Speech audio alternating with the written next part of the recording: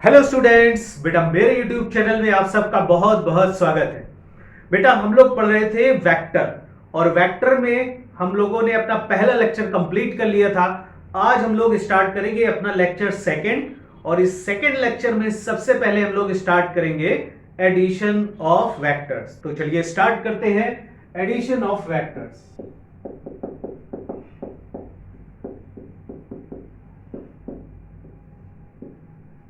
देखिए किन्हीं दो वेक्टर को ऐड करने के हमारे पास दो मेथड है।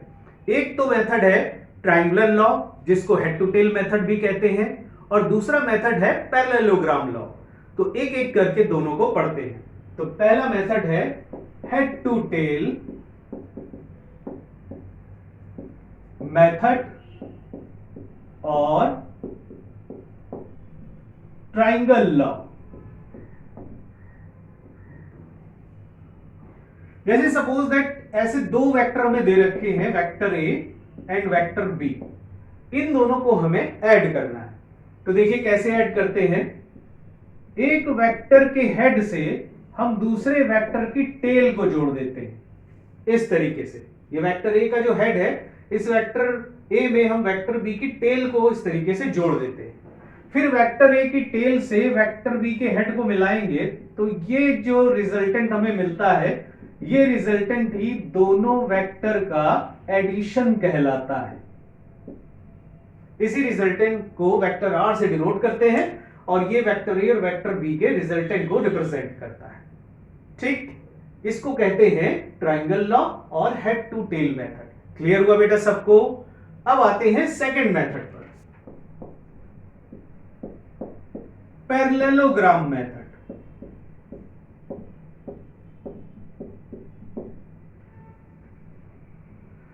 फिर से सपोज दैट जैसे वेक्टर ए और वेक्टर बी, ये दो वेक्टर हमें दे रखे हैं, इनको ऐड करना है। तो देखिए अब इस मेथड में हम इस तरीके से दोनों वेक्टर को ऐड करते हैं कि दोनों वेक्टर की जो टेल है वो एक साथ ज्वाइंट हो रही होती है। जैसे एक वेक्टर ए को हमने इस तरीके से लिख दिया और ये जो दूसरा वाला वेक्टर है उसको हम यहां पर इसकी टेल से इस तरीके से ऐड करेंगे। ठीक, अब उसके बाद वेक्टर ए के पैरेलल एक लाइन यहां से खींचते हैं, उसी तरीके से वेक्टर बी के पैरेलल लाइन यहां पर खींचते हैं। तो ये हमें एक पैरेललोग्राम टाइप का दिखाई देगा और इस पैरेललोग्राम का जो डायगोनल होता है वो इन दोनों के रिजल्टेंट को रिप्रेजेंट करता है। तो वेक्टर आर की value vector A plus vector B के इक्वल हो जाएगी। इसको बोलते हैं पैरेललोग्राम मेथड। ये क्लियर हुआ बेटा सबको? ओके बेटा, अब आते हैं नेक्स्ट पॉइंट पर, that is subtraction of vectors. तो देखिए सब्ट्रैक्शन भी एक प्रकार का एडिशन ही होता है बेटा। इसमें हम वेक्टर ए में बी के नेगेटिव वेक्टर को ऐड कर देते हैं। जैसे सपोज दैट ये दोनों वेक्टर, वेक्टर ए और वेक्टर बी है, तो वेक्टर ए में हम वेक्टर बी का नेगेटिव वेक्टर, वेक्टर बी का नेगेटिव वेक्टर कैसा हो जाएगा, इसके अपोजिट में हो जाएगा, उतने ही मैग्नीट्यूड का वेक्टर।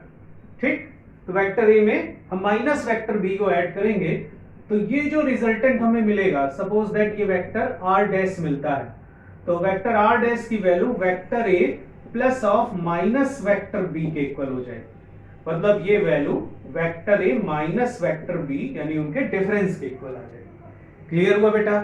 ये ट्रायंगल मेथड कहलाता है। तो इसी तरीके से देखिए पैरेललोग्राम मेथड में सपोज दैट जैसे ये वेक्टर ए है, ठीक है, ये वेक्टर बी, तो इनका एडिशन हम लोग करते थे तो इधर से जाता था, सब्ट्रैक्शन करेंगे तो देखो माइनस वेक्टर बी की वैल्यू ये बनेगी माइनस वेक्टर बी। ठीक, तो यहां पर इसी के पैरेलल एक लाइन खींच देंगे, फिर इसके पैरेलल यहां से लाइन खींच देंगे, तो इन दोनों का जो रिजल्टेंट होगा वो इधर की तरफ लाई करेगा। तो ये जो रिजल्टेंट होगा, suppose that vector R dash आता है, तो वेक्टर आर डैश की value vector A plus of minus vector B के इक्वल हो जाएगी। मतलब ये value vector A minus of vector B के इक्वल बन जाएगी। ठीक है, तो ये सब्ट्रैक्शन पैरेललोग्राम से हम लोग करते हैं। क्लियर हुआ बेटा सबको? ओके तो बेटा नेक्स्ट पॉइंट पर आते हैं, that is resolution of a vector. तो वेक्टर को अब हम रिजॉल्व करेंगे। तो पहला केस है रिजोल्यूशन इन टू डायमेंशन, यानी कि उसके जो रेक्टेंगुलर कंपोनेंट्स हैं वो टू डायमेंशन में हम बनाएंगे रेक्टेंगुलर कंपोनेंट्स। जैसे सपोज दैट ये एक्स एक्सिस है और ये वाई एक्सिस है, ठीक है, और ये है कोई वेक्टर ए। तो अभी हम वेक्टर ए के दो कंपोनेंट बनाएंगे टू डायमेंशन में, मतलब एक्स एक्सिस और वाई एक्सिस के ऊपर। तो क्या करते हैं, ए के हेड से प्रोजेक्शन डालते हैं एक्स एक्सिस के ऊपर, और उसी तरीके से ए से प्रोजेक्शन डालेंगे वाई एक्सिस के ऊपर। एक्स एक्सिस के ऊपर जो उसका प्रोजेक्शन बनेगा, तो ये प्रोजेक्शन की जो वैल्यू आएगी, इसको नाम दे देते हैं ए एक्स। उसी तरीके से वाई डायरेक्शन में इसका जो प्रोजेक्शन मिलेगा, ये प्रोजेक्शन, उसको लिख देते हैं ए वाई, ठीक। तो अब देखिए, जो इस डायरेक्शन में इसका प्रोजेक्शन होगा, इसको अगर हम वेक्टर से डिनोट करें तो ये वेक्टर ax के बराबर हो जाएगा। उसी तरीके से y डायरेक्शन में इसका जो प्रोजेक्शन होगा, इसको अगर हम वेक्टर से डिनोट करें तो ये ay के इक्वल हो जाएगा, ठीक है। आ रही बात समझ में? अब इस ट्राइंगल में आ जाते हैं। इस ट्राइंगल में देखिए, अगर ये एंगल थीटा के इक्वल है, तो इस ट्राइंगल में ये वाला जो वेक्टर है उसका मैग्नीट्यूड ax के इक्वल होगा, और ये वाला जो वेक्टर है उसका मैग्नीट्यूड a के इक्वल हो जाएगा। तो अगर इसमें हम cos थीटा की वैल्यू निकालें, तो cos थीटा की वैल्यू ax अपॉन a के इक्वल आ जाएगी। मतलब यहां से हम ax को लिख सकते हैं a cos थीटा के इक्वल। इसी तरीके से ये ay मैग्नीट्यूड होगा, और उतना ही मैग्नीट्यूड इस वाली लाइन का भी होगा, इसको भी हम ay लिख सकते हैं, ठीक। तो ध्यान से देखिए, इसी में अगर हम साइन थीटा की वैल्यू कैलकुलेट करें तो वो ए वाई अपॉन ए के इक्वल हो जाएगी। मतलब कि ए वाई इज इक्वल टू लिख सकते हैं ए साइन थीटा के इक्वल, ठीक है। अब देखिए, ये वाला जो ट्राइंगल आपको दिखाई दे रहा है, इसमें अगर हम ट्राइंगल लॉ लगाएं, जैसे ये वाला वेक्टर देखो ax के इक्वल होगा, और ये ए वाई के इक्वल वेक्टर है, इसको अगर हम पैरेलल में शिफ्ट कर दें तो वेक्टर चेंज नहीं होगा, ये वाला वेक्टर भी ए वाई के इक्वल हो जाएगा, इसको भी हम वेक्टर ए वाई के इक्वल लिख सकते हैं। तो वेक्टर ए को हम डिनोट कर सकते हैं vector ax plus vector ay से, ट्राइंगल लॉ से। और देखिए, इसी वेक्टर ax को क्या लिख सकते हैं, वेक्टर ax को लिख सकते हैं ax i कैप। इसी तरीके से इसको ay j कैप, ठीक है। किसी भी वेक्टर को हम उसके मैग्नीट्यूड और उस डायरेक्शन के यूनिट वेक्टर से मल्टीप्लाई कर सकते हैं। तो वेक्टर ax को लिख सकते हैं ax i कैप, इसी तरीके से वेक्टर ay को लिख सकते हैं ay j कैप। ax को क्या लिख सकते हैं, a cos थीटा, इसी तरीके से यहां पर फिर ये बन जाएगा a cos theta i cap plus a sin theta j cap, ठीक है। मतलब वेक्टर a को हम देखो vector ax plus ay vector से डिनोट कर सकते हैं, इसी को ही vector ax i cap plus ay j cap भी लिख सकते हैं, इसी को ही a cos theta i cap plus a sin theta j cap भी लिख सकते हैं, ठीक है। अब देखिए, इस वेक्टर a का अगर हमको मैग्नीट्यूड निकालना है, ये पाइथागोरस थ्योरम लगा देते हैं अगर हम इस ट्राइंगल में, तो देखो इसको लिख सकते हैं a is equal to under root of ax square plus ay square, ठीक है। ये देखिए मैग्नीट्यूड आ गया वेक्टर a का, मैग्नीट्यूड ऑफ वेक्टर a, ठीक है। इसको हम डिनोट कर सकते हैं under root ax square plus ay square से। इसी ट्राइंगल में देखिए ध्यान से, अगर ये थीटा है तो tan थीटा की वैल्यू परपेंडिकुलर अपॉन बेस, मतलब ay अपॉन ax के इक्वल हो जाएगी, ठीक है। मतलब y कंपोनेंट वेक्टर का अपॉन x कंपोनेंट वेक्टर का, इसका रेशियो उसके tan थीटा के इक्वल होगा, जहां पर थीटा उस वेक्टर का x एक्सिस से एंगल होगा, ठीक है। तो इसको कहते हैं rectangular components of a vector in two dimension. ये क्लियर हुआ बेटा सबको? ओके ओके बेटा, एक प्रॉब्लम करते हैं। देखिए, ये एक इंक्लाइन प्लेन दे रखा है, उसके ऊपर एक 2 kg का ब्लॉक रखा हुआ है। इंक्लाइन प्लेन का एंगल 60 डिग्री है, तो पूछ रहे हैं कि इसके वेट का component along the incline plane और perpendicular to the incline plane कितना होगा। ये दोनों कंपोनेंट फाइंड आउट करने हैं, ठीक है। ट्राई करिए, फिर मैं इसका सोल्यूशन आपको देता हूं। आई होप आपने प्रॉब्लम को सॉल्व कर लिया होगा। चलिए स्टार्ट करते हैं इसका सॉल्यूशन। तो देखो, जैसे ये इंक्लाइन प्लेन है और यहां पर बॉडी रखी हुई है, ये एंगल 60 डिग्री का है, ठीक है। तो देखो, इसके वेट के mg के दो कंपोनेंट होंगे, एक प्लेन के परपेंडिकुलर और एक प्लेन के अलोंग। तो देखो, ये एंगल अगर 60 डिग्री है तो ये एंगल भी 60 डिग्री हो जाएगा, क्योंकि ध्यान से देखिए, ये एंगल 60 डिग्री, ठीक, ये ट्राइंगल अगर हम कंप्लीट करें तो ये एंगल 90 डिग्री हो जाएगा, ये वाला एंगल 30 डिग्री का होगा, और ये परपेंडिकुलर है इस प्लेन के, तो फिर ये 30 डिग्री तो ये 60 डिग्री हो जाएगा। ठीक है, क्लियर हुआ? तो mg का देखो इधर वाला जो कंपोनेंट होगा उसको लिख सकते हैं mg cos 60, और फिर ये वाला कंपोनेंट बन जाएगा mg sin 60। तो इसका मतलब W पैरेलल की जो वैल्यू आएगी वो mg sin 60, m की वैल्यू है 2, g की वैल्यू 10 यूज कर लेते हैं, तो sin 60 की वैल्यू होगी √3/2, 2 से 2 कैंसिल, तो ये आ जाएगा 10√3 न्यूटन। ये आ गया पैरेलल कंपोनेंट। इसी तरीके से परपेंडिकुलर कंपोनेंट बन जाएगा mg cos 60, तो इसकी वैल्यू हो जाएगी 2 × 10 × cos 60 की वैल्यू 1/2, 2 से 2 कैंसिल, तो ये आ जाएगा 10 न्यूटन। ठीक है, क्लियर हुआ बेटा सबको? ओके बेटा, नेक्स्ट क्वेश्चन पर आते हैं। देखिए इसमें गिवन है xy component of vector p is px equal to √3, ठीक, and py is equal to -2 metre. What is the angle made by vector p with positive x axis?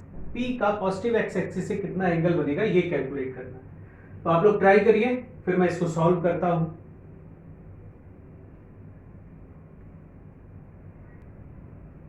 Okay बेटा, I hope आपने इसको भी solve कर लिया होगा। तो चलिए स्टार्ट करते हैं इसका सॉल्यूशन। ठीक है, सपोज कर लेते हैं ये x एक्सिस है, ये y एक्सिस है। ठीक है, तो देखिए जो वेक्टर p है उसका x कंपोनेंट 2√3 है, तो x कंपोनेंट किधर होगा? x डायरेक्शन में होगा, ये px जिसकी वैल्यू है 2√3। ठीक, उसी तरीके से जो y कंपोनेंट है py वो -2 मीटर का दे रखा है, तो इसका मतलब वो नेगेटिव y डायरेक्शन में होगा। ये py जिसकी वैल्यू 2 मीटर, मैग्नीट्यूड मैं केवल लिख रहा हूं यहां पर, ठीक है, नेगेटिव y डायरेक्शन में है, तो px कंपोनेंट इधर हो गया, py कंपोनेंट इधर हो गया, तो इसका मतलब जो वेक्टर p होगा वो इधर कहीं होगा। तो इस वेक्टर p का पॉजिटिव x एक्सिस से ये वाला एंगल बन रहा होगा कुछ थीटा, यही हमें कैलकुलेट करना है। तो क्या करो कि यहां से एक परपेंडिकुलर डालो, एक ट्राइंगल बना लो। अब इस ट्राइंगल में tan थीटा की वैल्यू हो जाएगी परपेंडिकुलर अपॉन बेस। तो देखो परपेंडिकुलर इस कंपोनेंट के इक्वल हो जाएगा 2k, और बेस की वैल्यू 2√3k, तो 2 से 2 कैंसिल, तो ये आ गया 1/√3, और tan थीटा में 1/√3 कितने की वैल्यू होती है? थीटा इक्वल टू 30 डिग्री की वैल्यू, तो ये एंगल हो जाएगा 30 डिग्री का। ठीक है, और अगर यही एंगल का एक और ऑप्शन आपको दे रखा हो तो वो पॉजिटिव एक्स एक्सिस से एंगल एक ये भी बन सकता है, यहां से लेकर यहां तक का एंगल। इस एंगल की वैल्यू कितनी होगी? तो 360 में से 30 डिग्री को सब्ट्रैक्ट कर दो, क्योंकि पूरा एंगल सर्किल का 360 होगा, उसमें से 30 सब्ट्रैक्ट हो गया, तो ये आ जाएगा 330 डिग्री। तो अगर एक ऑप्शन 330 डिग्री है तो वो भी करेक्ट हो जाएगा। क्लियर हुआ? ओके बेटा, नेक्स्ट क्वेश्चन पर आते हैं। देखो दिया है vector p is equal to this and magnitude of vector p find out करना है, और उसके बाद एक और चीज फाइंड आउट करनी है, वेक्टर p का x एक्सिस के साथ एंगल कितना बनेगा। स्क्रीन को पॉज करके आप इस क्वेश्चन को सॉल्व करने की कोशिश करिए, फिर उसके बाद मैं इसका सॉल्यूशन आपको कराता हूं।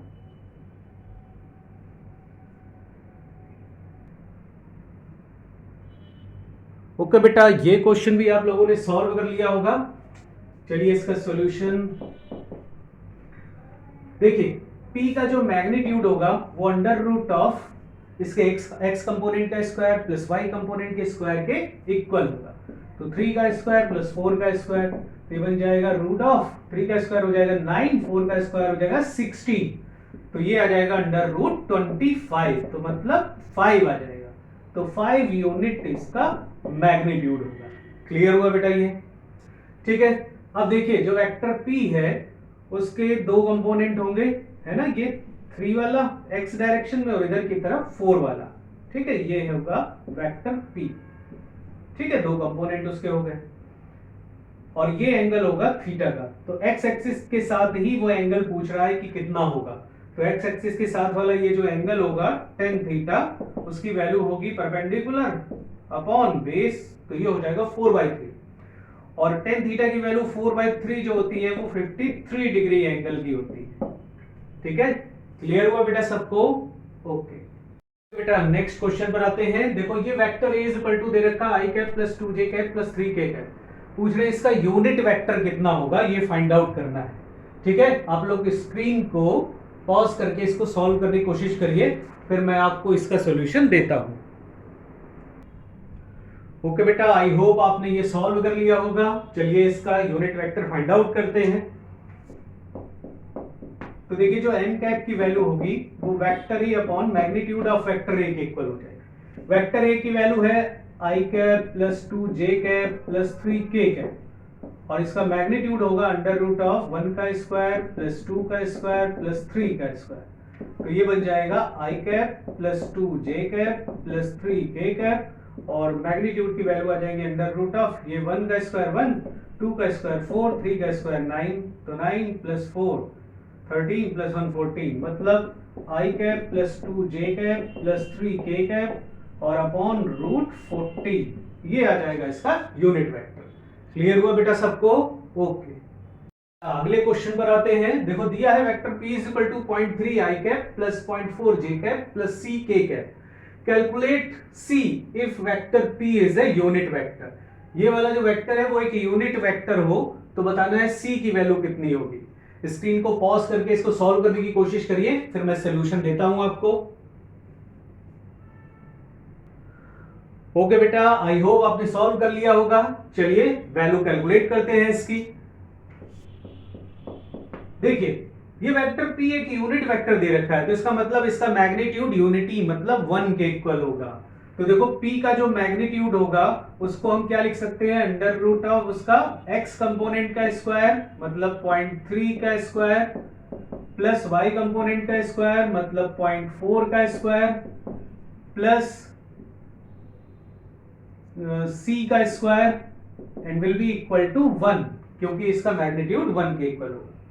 अब इसको जब हम सॉल्व करेंगे और c की वैल्यू कैलकुलेट करेंगे तो ये वैल्यू आ जाती है बेटा 0.87 के इक्वल। ठीक है, यहां से कैलकुलेशन आ जाएगा 0.87। सॉल्व कर लेंगे आप इसको। ओके, नेक्स्ट क्वेश्चन पर आते हैं। देखिए पूछ रहे हैं find the unit vector of vector a plus vector b where vector a is equal to this and vector b is equal to this. ठीक, इनके जो समेशन का यूनिट वेक्टर होगा वो हमें फाइंड आउट करना है।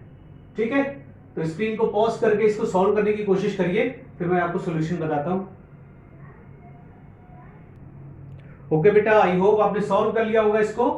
चलिए सॉल्व करते हैं। देखिए vector A plus vector B की वैल्यू क्या होगी। ये वेक्टर ए और ये वेक्टर बी दे रखा है, ऐड कर दीजिए। आई का आई के साथ एडिशन होगा तो हो जाएगा 3 आई कैप, ऐसे जे का जे के साथ तो ये बन जाएगा 4 जे कैप, और माइनस के प्लस 4 के तो प्लस का 3 के कैप आ जाएगा।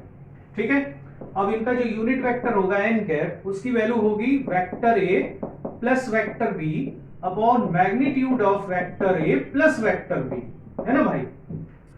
ठीक, तो ऊपर देखो वेक्टर ए की वैल्यू प्लस वेक्टर बी की वैल्यू क्या हो जाएगी, 3i प्लस 4j और प्लस 3k, और नीचे इनका मैग्नीट्यूड अंडर रूट ऑफ ये 3 का स्क्वायर 9 प्लस 4 का स्क्वायर 16 प्लस 3 का स्क्वायर 9।